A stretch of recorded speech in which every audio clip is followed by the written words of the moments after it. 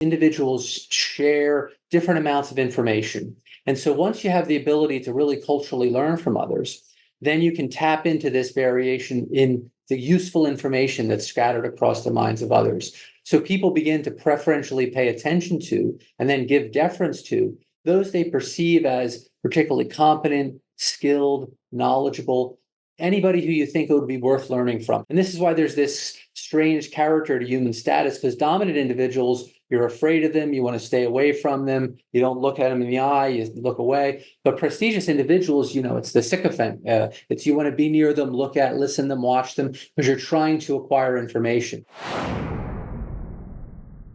I wanted to start this conversation with a quote from your book, The Secret of Our Success, and put a very simple question to you.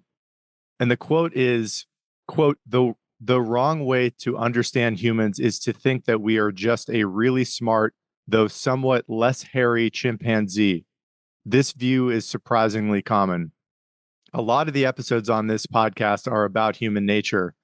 And I want to put the question to you, what do we get wrong about that general assessment of human beings? Yeah, so the key thing you have to understand, and I teach the course on human nature at Harvard, is that humans had something very different happened in human evolution than we see in most of the other species in the world, perhaps all of the other species, is that our capacities for culture, our abilities to learn from each other and transmit information in a way across generations, non-genetically, has driven much of our species' genetic evolution. So you can't really understand our genetic evolution by thinking about ecologies and forests and what the predators are and things like that, which are going to be important to some degree, but that really many aspects of our physiology, anatomy, and psychology were responses, the genetic components were responses to the pressures created by cultural evolution. And I'll give you a simple example that I use in The Secret of Our Success, and that's that probably over 1 million years ago, we developed the ability to make fire. Now, we don't innately know how to make fire, and if I dropped a bunch of the listeners into the forest and had them try to make fire and cook without any technology, they'd probably fail. So fire is really hard to make. But it looks like if you look at our stomachs and digestion and our teeth, they only make sense as a species that has fire and cooks. So our digestive tract is a product of gene culture coevolution. So in the same way you can't understand our digestive tract without recognizing that we're a cultural species, you can't understand our psychology and many of the kind of interesting behavioral aspects of humans without taking into account that we have social norms, culture produces ethnic groups, all kinds of things like that. Yeah. I know you go in The Secret of Our Success, a lot of examples of this. And I thought maybe we could just spend a little time on a phenomenon that I think a lot of people are interested in, which is eye color. And I have a quote here written down about that phenomenon, but maybe I'll just put it to you to get your assessment as to why it is that we have different eye color. And I think the point you just made is illuminated by the story, as you detail in the book, about how blue-green eye colors came into existence in the first place. Right. So first of all, the background is, and we know, we can look at the genetic code of lots of other species, including our closest relative, like chimpanzees, and we can see that what's in their genetic code, and we know they all have brown eyes. So the question is how did humans ever get different colored eyes, like blue eyes and green eyes? Now, most blue eyes and green eyes are confined to, at least up until 500 years ago, confined to certain regions of Europe. And particularly around the Baltic. And so when I wrote The Secret of Our Success, the evidence was pointing towards this idea that there was something special about that region. And in particular, that's the one region on the globe where you can do high latitude grain agriculture. So as agriculture spreads into Europe, it eventually gets to the hunter-gatherers living around the Baltic. They adopt agriculture. They become low on vitamin D. And then the brown in our eyes is actually melanin. So the genes that take the brown out of our eyes are actually removing the melanin in our eyes. So they get low in vitamin D because they're not relying on our marine resources. So selection begins to lower the melanin in their skin. And as part of the process, actually removes the melanin from their eyes too. So it's a byproduct of this selection pressure that's induced by agriculture to reduce the amount of melanin in our skin in order to get more sunlight and produce even more vitamin D, which the higher latitude you go, the more you need that. Although that interacts with diet, because if you have good sources of vitamin D in your diet, then there's not as much pressure to lighten your skin. Now, I have to caveat this though, because since I wrote The Secret of Our Success, this is science and new facts come in. So it is now more of a puzzle because we're finding that some of the ancient DNA from Europe in this region, the hunter-gatherers already had blue eyes. So that is not good for the theory that I laid out in Secret. Now, it's not clear what the other alternative explanation is. And what's important is actually that the blue eyes stay and persist despite the inflow of genes from lots of other places. So looks like there's got to be some selection on these blue eyes, but the simple story that I told in The Secret of Our Success has been made more complex by new evidence. Yeah, very good. And I know you have so many anecdotes in The Secret of Our Success, and there are probably too many for us to cover in our hour together today. But I wanted, just for the listeners, just because it's so fun and interesting, to have you list one or more of those anecdotes of the interplay between genes and culture that explain human nature and humans in general that favorite, that you think either really matter or just are kind of mind-blowing to you, that you think are probably interesting to other people to learn about as well. So do you think that it would be more interesting to have a kind of physiology and anatomy example, or are you thinking more like a psychological example? Let's go with psychological. Okay. So my favorite one, and the sort of first one I really hit hard in the book, is the nature of status in humans. So like other species, and you can see this from human ethology and body positions and whatnot, we have a kind of status that we share with lots of other species called dominance. And this comes when there's differences among individuals within a group on their ability to use coercion, aggression, and force. So the dominance display in lots of species, our primate cousins are the most obvious, is this sort of big chest, large body, broad display. You see professional wrestlers do this. It's recognized across societies. But humans seem to have this other kind of status. So the case I've made along with others, and now there's a large body of evidence supporting it, is that this arises because individuals share different amounts of information.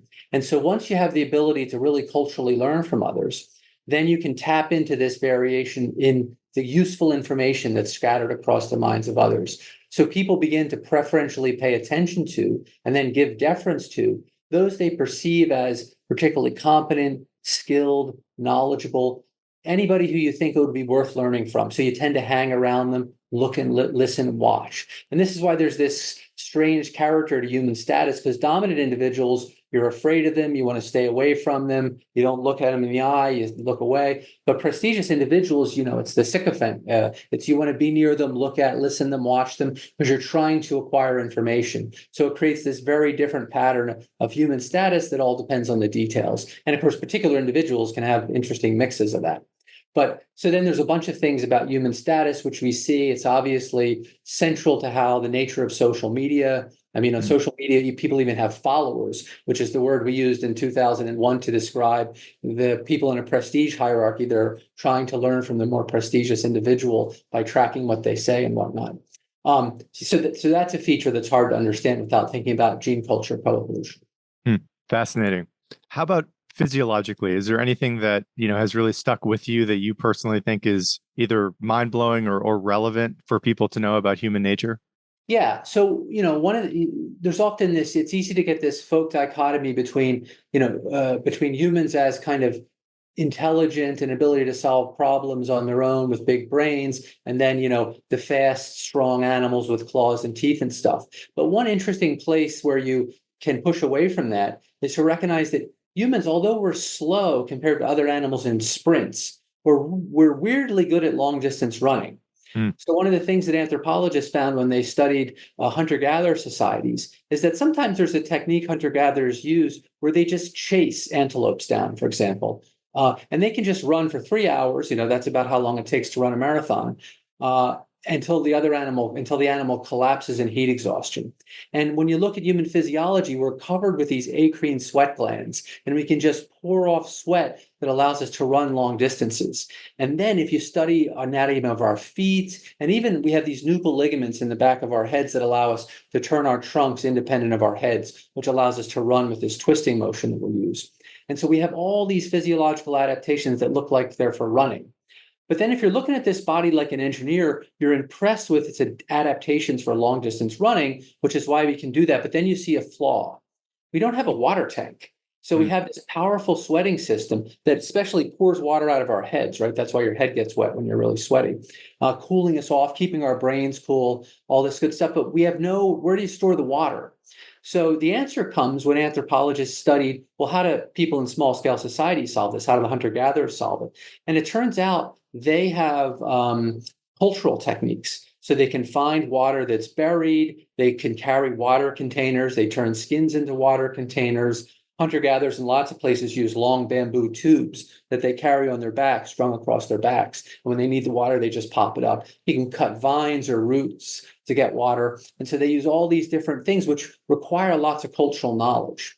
In addition to that, humans aren't innate trackers. In order to pull off this persistence hunting, this chasing down the prey, you need to be able to track the prey even when you can't see it. So there's all this knowledge that goes into tracking that we don't innately have. Other animals track, but they use smell and things like that, where we rely on this detailed cultural knowledge and behavior of the species. So this package we have is this set of genetically evolved changes to our nuchal ligaments and the springy arches in our feet and lots of other features of our bodies, and this cultural knowledge about tracking and how to find water that together gave us this persistence hunting. And neither evolves without the other one, right? So it's this cool sort of interdigitated package. Fascinating. I would love to spend a little bit of time talking about your personal career. And my understanding is that you have spent, a decent chunk of your career living in different cultures. And I'd love to spend a section of this conversation just learning from you about, salient or again, kind of fascinating experiences you've had as you've traveled the world and spent time with cultures that, people like myself and other Americans, Westerners probably never will. Whether hilarious or just interesting, does anything come to mind, your favorite stories that you've told over Thanksgiving dinner or just to close friends that you think are worth sharing for a general audience? Yeah, I mean, in some of my earliest work, I was working in the Peruvian Amazon with an indigenous population called the Machiguenga. And I just remember being really impressed at how independent young children were. Hmm. So I'm thinking about kids in middle childhood, like 8, 9, maybe 10 years old. And they're using machetes, they're gathering food, they're foraging, they're snacking on things from the forest, all without adult supervision. And one thing in particular that always sticks with me is the skill that these young kids had. So the Machiguenga built these balsa rafts famously, and to get to this one village, we had to go across this pretty fast-moving river, and they just kept a balsa raft on both sides. So the very first time I went there, I got on the raft, and the kid just starts pushing the raft, and I kind of saw how he was pushing it. He was angling the nose into the water, and he just gradually pulled us across. It seemed super easy to him. So I think later that same day, I had to go back to the place where I had been to pick up some equipment or something. And so I was coming in, there's the balsa raft. Okay, now I've got to perform this myself. And so I tried to do what he did, and I kind of, I skied and surfed, and I thought I had pretty good balance and stuff. And as soon as I pushed it out into the river, it immediately went. And next thing you know, I'm doing whitewater rafting on this balsa raft, trying to figure out how I'm not going to get killed. So I drag it over to the side. And I must have tried this 5 times. And every time and I actually didn't get across. I just had to go back and get a little kid. But just these kind of cultural skills that you pick up at a young age. And it just gave me the sense that there's all this embodied knowledge that, the kid had. I mean, it's really a cognitive skill, right? I'm stronger than the kid. I was probably faster than the kid, but yet he knew just how to push this raft to get it across the river. What does that tell you about, probably that culture and cultures in general about that the knowledge acquisition that a lot of the secret to our success is really focused on. What do you take away from that experience and similar ones elsewhere? Yeah. Well, one is that something a lesson about child rearing is that I think at least in my world, kids aren't given a lot of responsibilities. They're not allowed in any kinds of situations with danger. But I really saw these kids thriving and really adapting to these tasks and developing skills that, I guess our kids spend a lot of time in school, so they're developing other skills, but that our kids would never get. So that is an interesting question about child rearing and stuff. And I'm often thinking about that. But off the idea that you're wiring up your brain for the ability to navigate the world you confront. So, of course, crossing these rivers in balsa rafts was part of the world these kids had to navigate. And so from a young age, they were developing cognitive abilities that allowed them to navigate this world. Now, this feels like a physical skill, but like I said, it's probably really much the cognitive part is the more important part, the technique. And I think that's true for lots of things. So in the same way, we're developing certain cognitive skills for navigating our world. When you grow up in other places, you develop a very different set of cognitive abilities. So I think it's important to keep these in mind when you're trying to understand comparisons across societies. Yeah, and dovetailing on that idea of different types of cultures and societies in the world, I wonder if you're comfortable sharing learning about what you've seen in terms of how much variety and difference there is across your experience with these different cultures in terms of human behavior. You just mentioned the way in which children are given responsibility at a far earlier age than certainly we do here in the US. When you've traveled around the world, have you mostly been blown away by how different cultures are, largely dependent upon their context, or not necessarily? Do you see human nature as fairly stable in the variety of different places that you visited? Yeah, I mean, my take on this question is that I feel like I see both. There's a tendency for people to want to emphasize either the cultural malleability and the variation or the human nature side.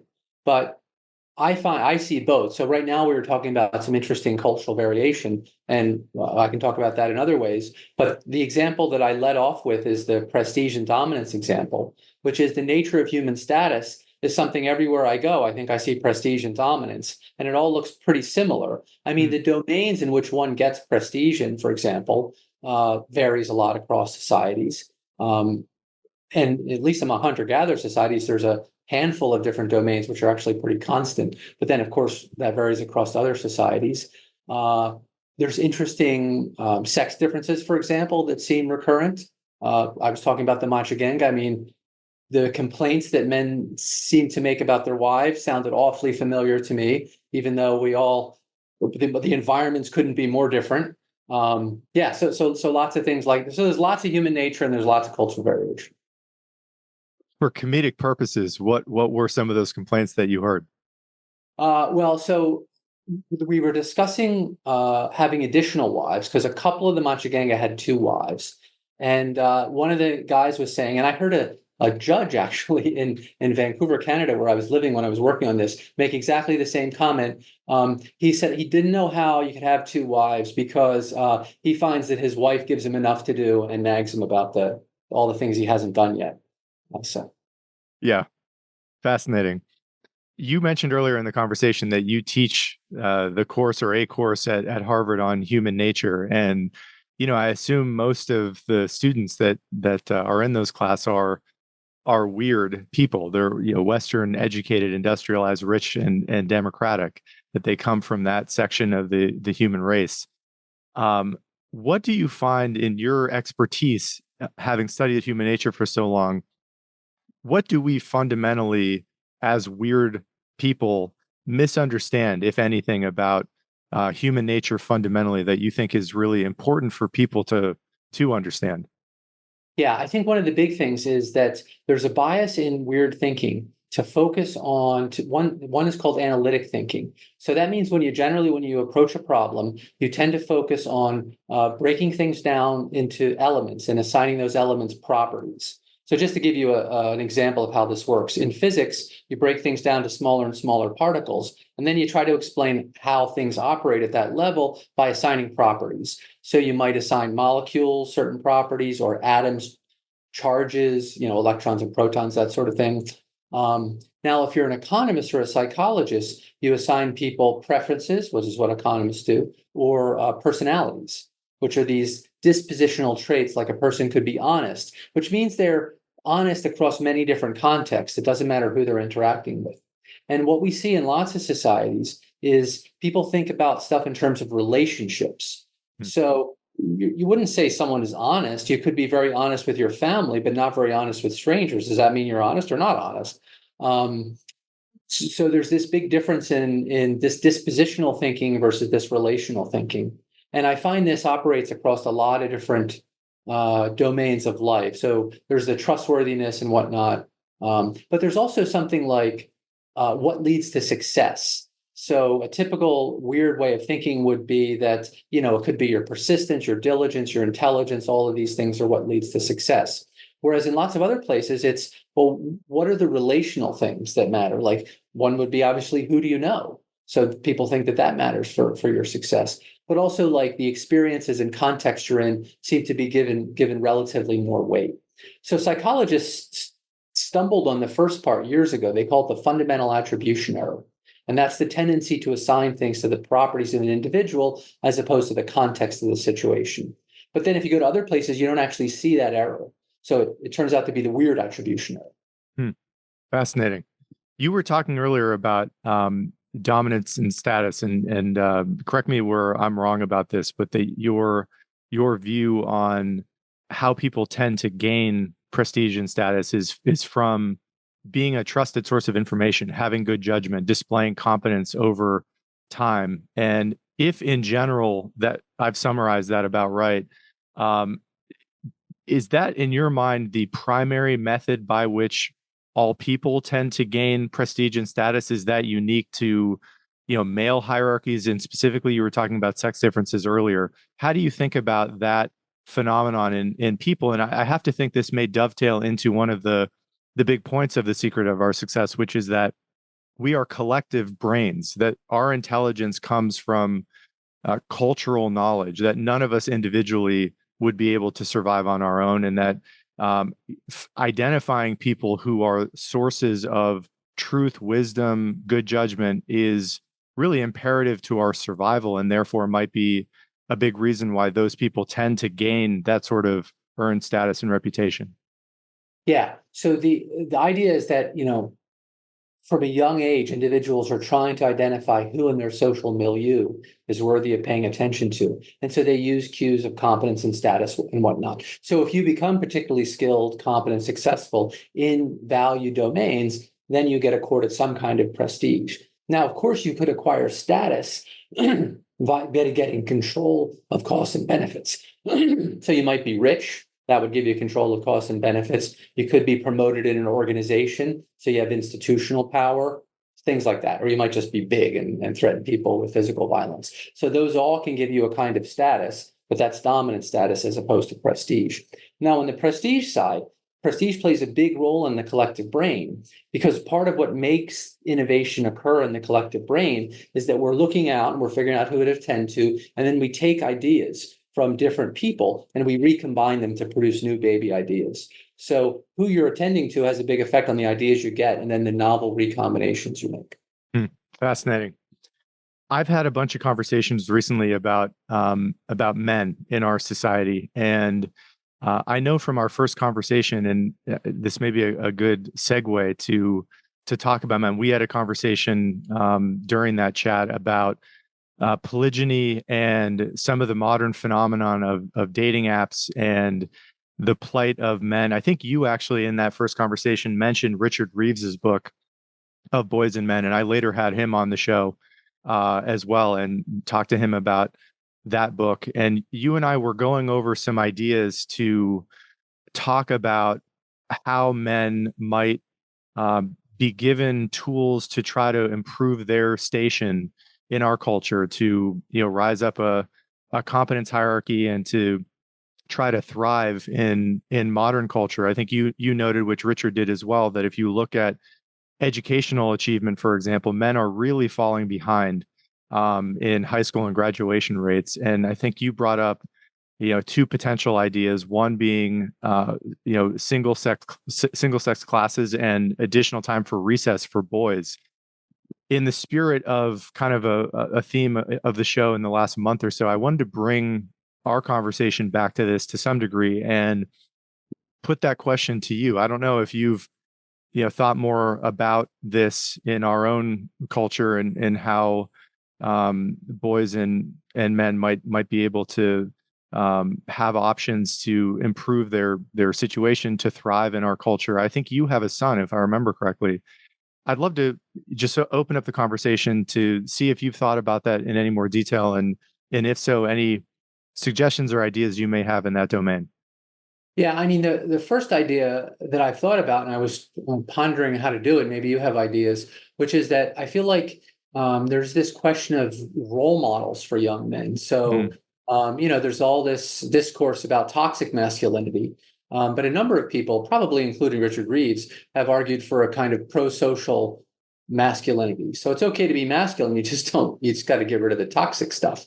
And what I think's happening with the rise of incels, and there are similar movements in Asia, the disenfranchisement of lots of low status males is actually fueling more of the kind of stuff you might not want. So trying to give positive role models, I guess, for the way boys can be. I mean, we're naturally cultural learners. So you want to give people, boys, role models, meaning other males who they can learn from and learn how to approach the world, in a way that's positive, but feels good to them as well. Yeah.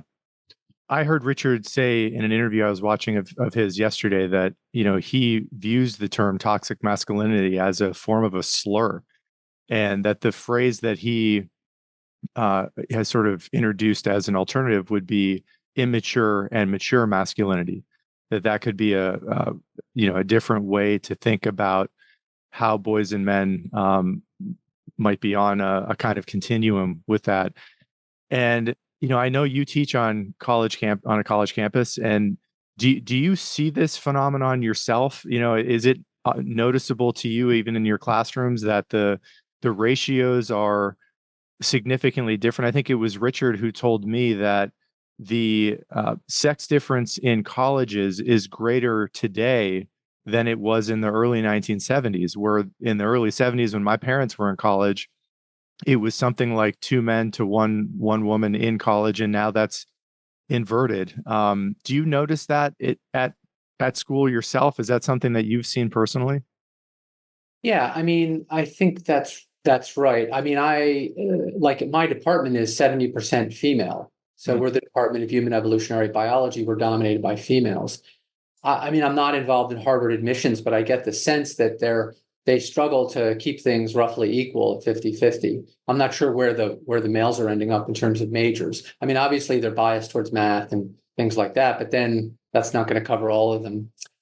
Certainly many of the top students are often female now. So I think we see the same general thing that Richard has been describing, even at the Harvard level. Yeah.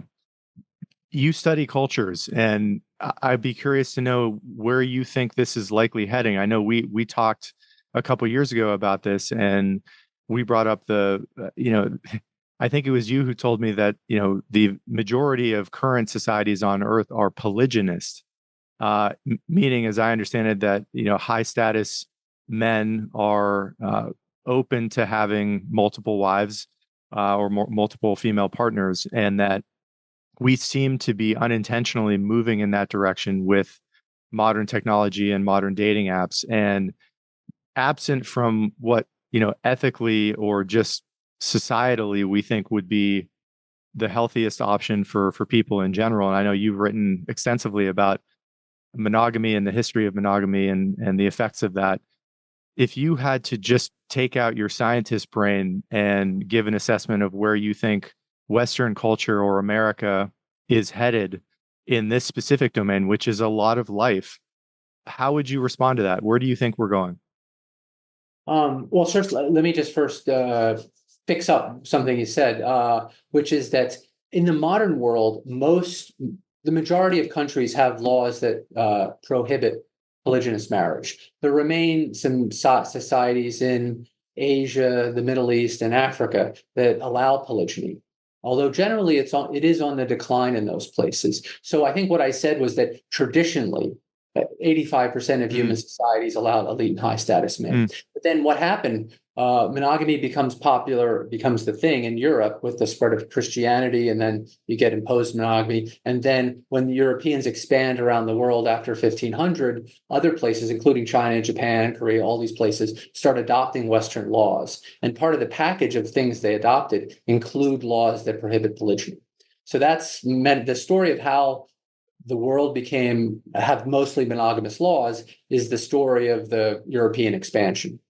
But okay, so then I've made the case that monogamy actually reduces this excess pool of low status and unmarried men, because otherwise all the rich guys would take additional wives, and then you get this big pool of low status married men. And I argue that this is bad for social harmony. These guys have to take risks to try to get into the marriage and mating market. There's all these potential downsides to that, at least at a societal level. But now in the modern world, we see something totally new happening, which is the recreation of this pool of low status and unmarried men, because as women enter the labor market, they don't need husbands. And so they either find some high status male. Women are generally unwilling to marry with men. They want someone of equal or higher status. They don't like to go down. So that bias means that you end up with this pool of low status men. I've seen nothing but that problem getting worse. And in fact, I think it's worse in places like Korea and Japan, maybe China, just because they were more patriarchal when this problem began. Things like dating apps, at least the current ones we have, seem to only make this problem worse. So we may have discussed this in our last conversation, but the dating apps, a small fraction, 5% of the men get 90% of the interest from women. And then there's 50% of the men on there who never get a single like or invitation or all, whatever they call them on the different apps. So this just recreates the same problem again. And then you can see crime and other female hatred and all kinds of bad stuff kind of percolating within this community. So I think that's bad, and we got to fix the male inequality problem. I mean, one way to fix it is just to fix inequality in general, because if you reduce the total amount of societal inequality, you're going to mitigate this problem. Fair point. I think, since we talked a couple of years ago, I was able to have Roy Baumeister on the show as well. And I think Richard talked about this. We may have talked about this as well. And if this is your understanding too, and I think to me, this is was initially a bit of a hard fact about our human history to understand. But I think Richard has explained it pretty well, and as has Roy, that there's good evidence to believe that in our human story, people have twice as many female ancestors as male ancestors, meaning that roughly half of men in history did not have children. I may be butchering that in some of those details, but is that roughly your understanding of the human story? The good thing, the data on that is getting better and better, and it may be even a more extreme situation than your number suggests. I might have said 4-to-1. And we get that by looking at X and Y chromosomes. So you get your Y chromosome from your dad, and X chromosomes are transmitted from mom. And so by comparing those, we can see that there are many fewer X chromosomes in human history than Y chromosomes. So that means there's many fewer fathers than there are mothers. And then we can just look at the ratio of those and make estimates of that. And of course, that varies. So there's a period, 8,000 years ago when things it varied across continents, but roughly 8,000 years ago, things get extreme where the number of mothers to fathers is much greater. But then as you go back before about 10,000 years ago, at least last time I looked, it was about 4 mothers for each father.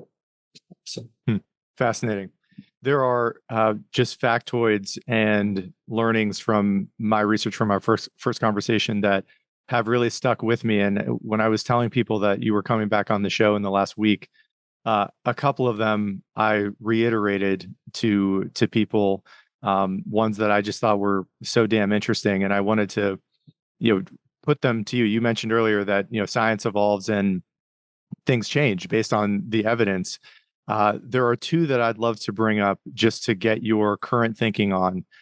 The first one is related to testosterone levels. And my understanding from our first conversation was that there was good evidence to believe. I think initially you mentioned that people had believed that it was an inevitability of male humans that over the course of your lifetime that your testosterone levels would decline predictably once when men got married and again when they had children. And those tests had been done. That truth had been obtained through tests on weird men.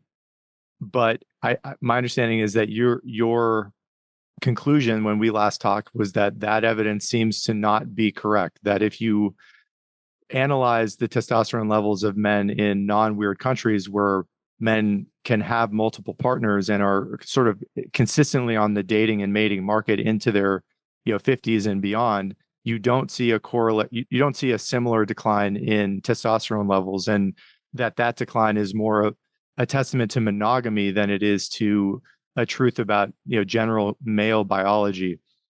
I don't know if I summarized that correctly, but I wanted to put that to you and get your thoughts on whether that you still believe that to be true.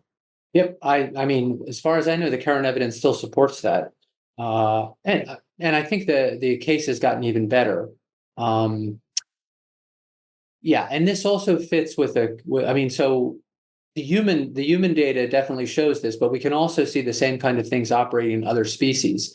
The main difference is that in humans, we have some societies that have this, monogamous normative monogamy and others that don't. And we can see the difference between those societies. And part of it was a kind of weird people critique, suggesting that you can't rely on findings done in weird societies because it turns out that the marriage system affects the hormonal profiles of people, and in this case, men. So a lot of the low T phenomena that we see is and probably an interaction of the marriage and mating thing. So it's well known that divorced men, testosterone goes up. So you have to get divorced, I guess, in order to get that effect, or you're doing something counter-normative. But in polygynous societies, it's perfectly normative to continue to pursue mates even while you're married, so you don't have that decline. Fascinating. The other one I wanted to go over with you, it was, and I think we talked about this towards the end of our first conversation, the big five personality traits, and that, I've talked about this many times on this show, but the acronym being OCEAN: openness, conscientiousness, extroversion, agreeableness, and neuroticism. That too was taken as a, accepted fact of human nature as I understood it. But that there was evidence, I think, from a study we talked about a couple of years ago in Bolivia that seemed to disconfirm that truth. And my understanding is that there were only 2 of the 5 that were found in that study of a non-weird culture. I think it was pro-sociality and industriousness. Again, I just want to put that to you to get your current thinking on that phenomena, and obviously you're welcome to add anything else that you think is relevant. Yeah, no, that's exactly right. So it's a group in the Bolivian Amazon. Now, that's a one-off study, super well done, but a one-off study. But other studies of existing cross-cultural data show that even though you can kind of squint and maybe see the 5-factor solution, what researchers have done is that you have the 5 factors, and you can in the US the factors are uncorrelated. So the correlation between any 2 of the 5 factors is 0.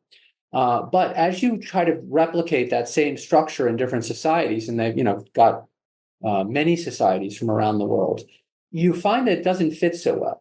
And one measure of the lack of fit is what the intercorrelation is between the different factors. And it turns out you can predict that intercorrelation if you know the kind of occupational or social niche diversity. So urban centers in the United States, it fits perfect, right? 0 correlation. And when you go to the Chamane, which is this Bolivian group with 2 factors, then it completely collapses and all the factors have folded into each other and created something different. But in between, there are all these societies where there's not so many occupations. It's in a rural urban area, where they get closer and closer together. And it's easy to kind of project that and say, oh, well, at some point these 2 collapse into each other, and then these 2 collapse into each other. So there's a lot of other supporting evidence for that general view that our personality structure is just a way in which we can each adapt to the niches in society. So this doesn't mean there's not a genetic component, because your choice to become a librarian probably has something to do with your inclinations to not have to be too extroverted, a liking for quiet places, all those kinds of things. But then when you get to go every day and be in a quiet library place and only interact in hushed tones with a few other people, it kind of exaggerates your characteristics. Where if you're inclined to be a used car salesman, but then every day you have to go and be, you're going to love this one, and try to sell the car, that becomes more and more who you are. And, you can see how it exaggerates from there. And I think you just explained this, but that it's really the details of the culture, and I think you said this as well, the economy, the occupations that are available that seem to bring out this greater variety of personality types, the big five. Is that fair to conclude? Yeah, and the simplest way, the Chamane are like lots of human societies where there's basically two occupations, husband and wife. And the husband's in charge of hunting and planting certain kinds of crops, and the wife is in charge of child rearing and planting and certain kinds of gathering and keeping the fire. And so those are the two things you have to figure out how to do. Whereas, in our world, there's this proliferating number of different occupations that seem to be cut finer and finer as time goes by. Yeah. I'd love to spend the rest of our time together just having fun and talking about some of the more interesting findings that you've discovered in your career and in your travels, and I want to obviously welcome you to add anything that has come to mind that we haven't talked about that you just think is just so interesting about what it means to be human. One of the examples I think I've heard you talk about in another podcast interview you did was related to, I think the word is a gerontocracy in Africa, and you were explaining how this gerontocracy explains the local mating and dating culture, and a lot of that culture specifically because of how, as I understand it, men have to pass through this crazy gauntlet of time, and I'm sure initiation, in order to have access to women. And I wonder if you would be open to, if I've even described that in any accuracy, to go into that in a little bit more detail of what you take away from that truth about that culture. Yeah, I think this relates to our other discussion about the low status men. So in these societies, male life is organized into a series of initiations, essentially. And so when you're at the youngest stage, you are under the thumb of the older men. And one of the main things they have control of you is that they determine whether you get to pass through the ritual that allows you to go to the next stage. And at some point, and this is different depending on the society, but say there's 3 stages, you might not get to get married until you go through the second stage. And then you can get married and mate and have kids and do all those things. But before you go through that, you're missing a whole bunch of rights and privileges. And your main responsibility might be community defense. So you might be going on raid, you might have to deal with, guard duty, all kinds of things like that. And you're getting these young men to do a public good. They're doing a service, they're all doing it together. They're working as a team. They're learning how to manage disputes among themselves. And if they don't do it right, they're not going to go through as a single unit. They have to all graduate in some sense. So they keep each other in line and things like that. And so they end up getting the elderly having control of these young men. The elderly, though, the elderly men become highly polygynous. And that's because you can't get married until you go sufficiently through this set of stages. And I guess the young men could think of it as well, as long as I follow the rules, I'm going to eventually get to be one of those old guys and, maybe have 5 wives or something like that. But anyway, so it's a really kind of strict way of organizing society. It gets young men to do pro-social things. It manages the social environment. And this actually spreads because it's very effective in intergroup warfare. So societies that had this structure tended to spread and proliferate compared to societies that didn't. So some of them copied it and some of them got pushed out by it. Fascinating. I think I am right in describing how in The Secret of Our Success, you go into some detail about, and correct me where I'm wrong about this, how hunting strategies imparted by grandmother killer whales onto their grandchildren help us to explain human menopause in women. If that's at all correct, I'd love to give a little space for you to go into any detail about what you think about that. Yeah, yeah. So, an interesting feature of what anthropologists call human life history is this fact that women will stop. They'll no longer be able to have babies at a certain age, so we call it menopause, and then they'll have this long period of life before they die. And the period of life is sufficiently long that it seems like something is afoot. Now, at first, people thought, well, maybe women used to die younger, and so really it wasn't very long. But it turns out that's not right. All the studies suggest that humans have always had this long period of post-reproductive life for women. So why do they have that? And there's a few different theories. So famously, an anthropologist named Kristen Hawkes has argued that it's for grandmothers to invest in their grandchildren. And Kristen's picture of this is schooled, I think, by her research among the Hadza, where grandmothers would dig up roots, and that so they would supply material and calories to the grandchildren, to their daughters' kids, essentially, or maybe their sons' kids. But I've made the case that that's kind of right, but really what grandmothers may supply is information. So old people have their entire lives to accumulate all this information. And research suggests that, you get old, you get weaker, you get slower. These things seem to happen in all different societies.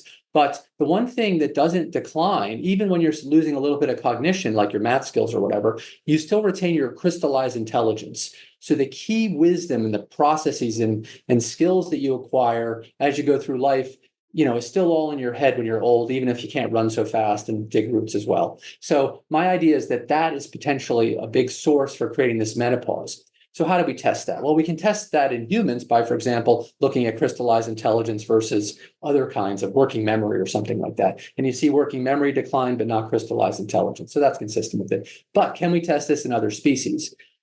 Turns out that killer whales have menopause. So the prediction would be that what are grandmother killer whales doing? And one thing they might be doing is transmitting useful techniques, foraging techniques to the young, to their grandchildren. And so I call it the information grandmother hypothesis. Unbelievable.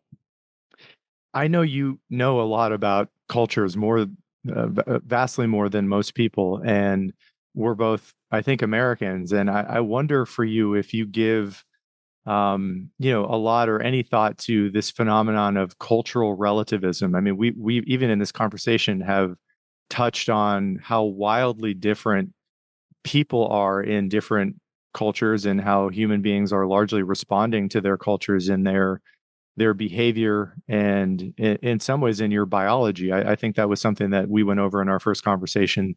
One example you give is about how readers seem to, and correct me if this is no longer your thinking on this, but that people who are readers seem to lose some of their natural aptitude for facial recognition. There are trade-offs in your own development and that your own culture can change your biology.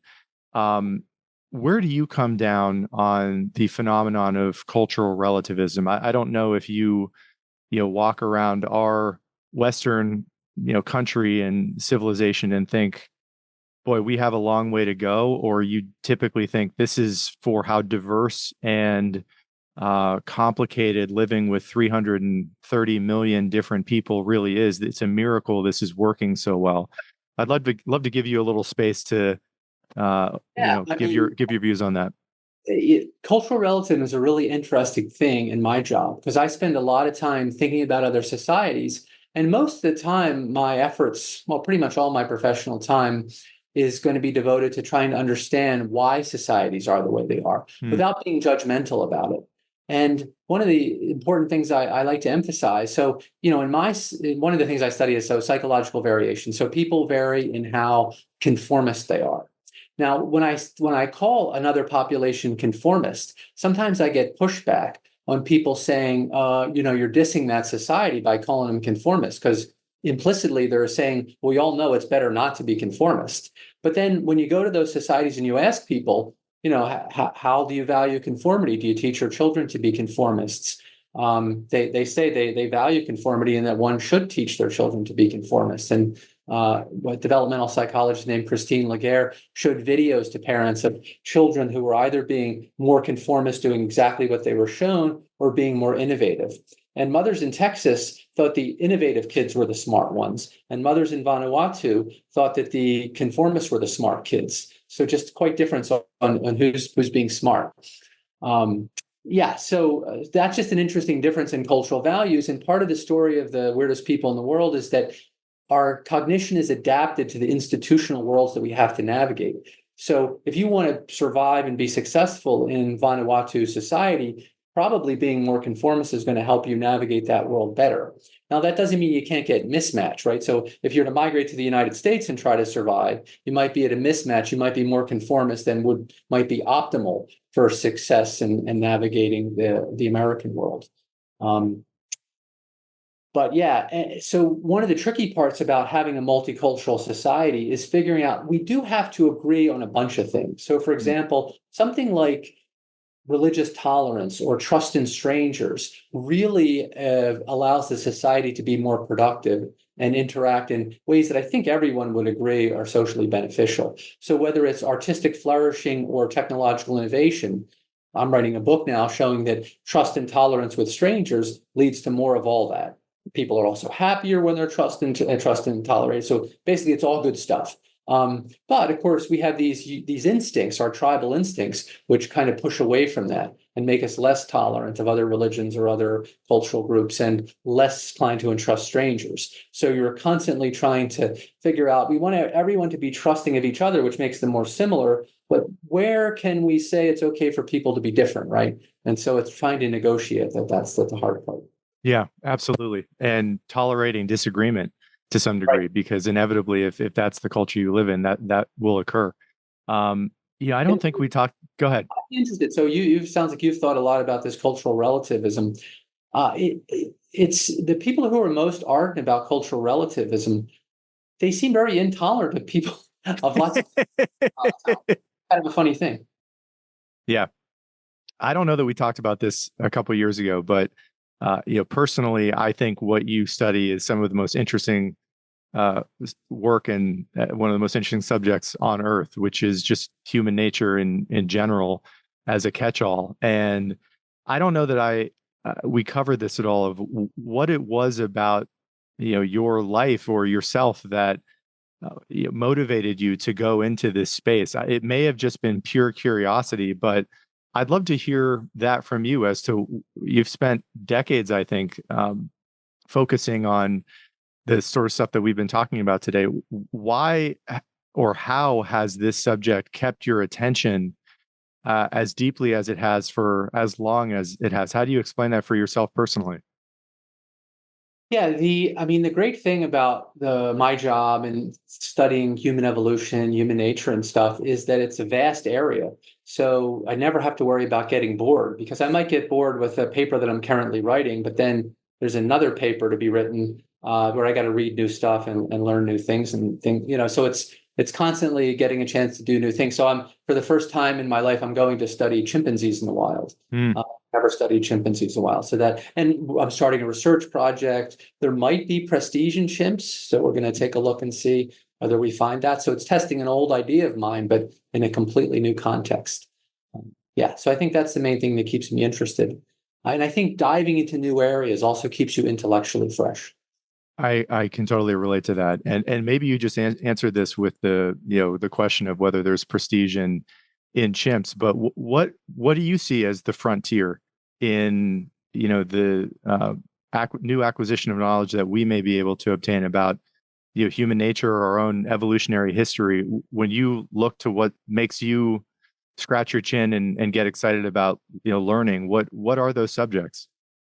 Yeah, there's a few areas that I'm interested in right now. The one I'm kind of focusing on most heavily at the moment is in the domain of what I call historical psychology, where we're trying to use techniques from natural language processing. So working with data scientists and people like that, as well as historians, trying to look at text. So everything from U.S. newspapers to a corpus of Latin texts, for example, going back 2,000 years, trying to extract measures of psychology.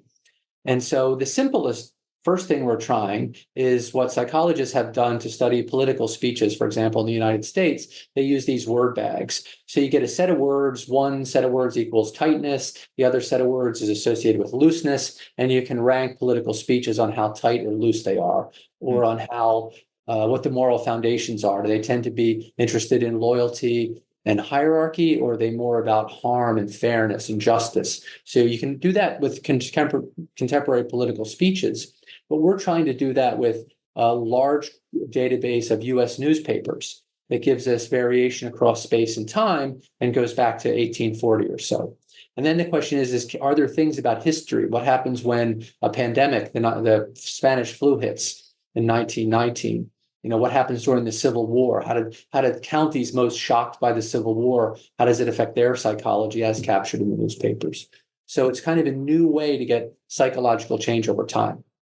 The other data source that is interesting, and it's outside of my expertise, but the laboratory next to my lab is David Reich's lab, and his expertise is ancient DNA. So he's doing all kinds of fascinating stuff with ancient DNA. But what I want to do is figure out how we can use ancient DNA to read cultural practices. And just to give you one example, because of gene culture coevolution, we may be able to find out when cultural practices appeared that otherwise would be invisible to us by looking at which genes change frequency. So my go-to example is there's a particular gene which has been argued to be a change in human genome in response to the toxins in smoke. So once humans had fire, we started sitting around the campfire, we started inhaling campfire fumes constantly, and this favored genetic changes, which means we have resistance to the toxins in smoke to a degree that other species don't. But if we can see those in the genome, then we can infer the existence of campfires. And now so we can look in all the different genomes and try to figure out when the campfires appeared. So I wonder how many other things there are like that. We've also got, we can confer cousin marriage from the genome maybe. So that'll tell us when people are changing their kinship practices. Yeah.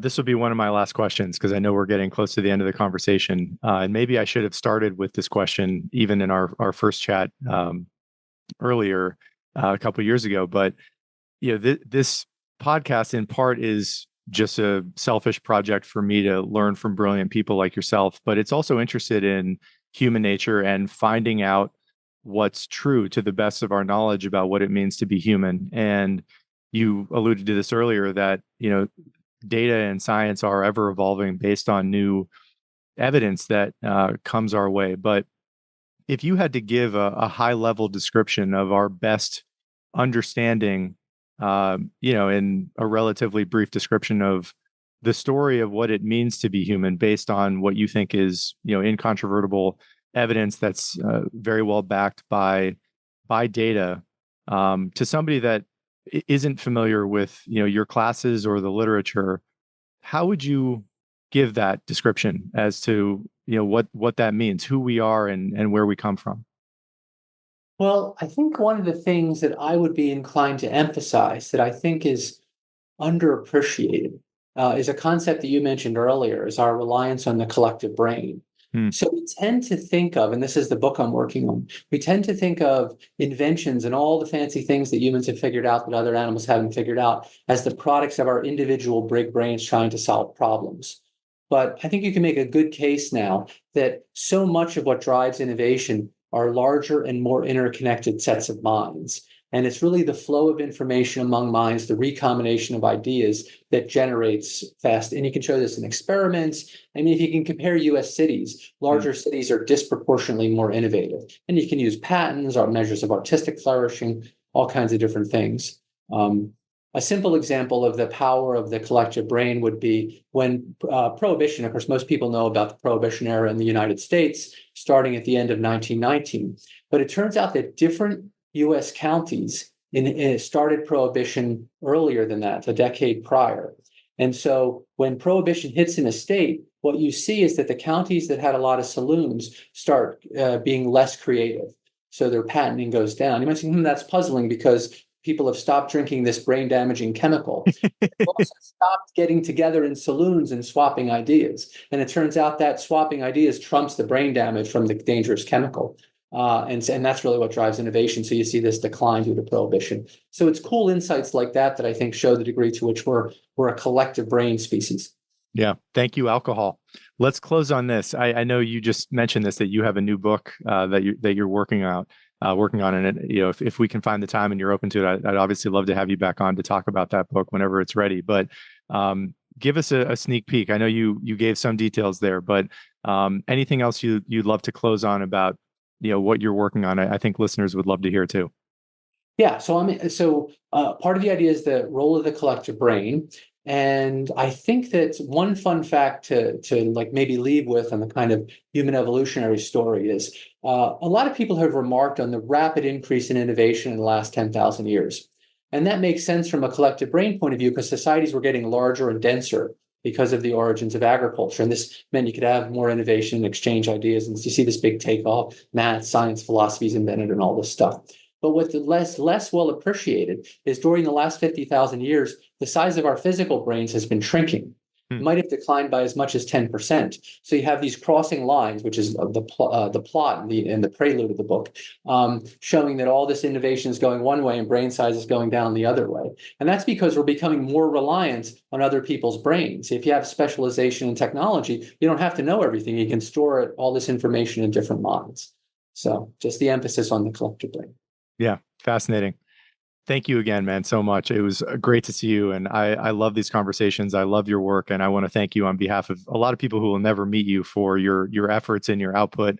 Um, Thank you again so much. And All right. best of luck with all the additional work. Okay, great. See ya.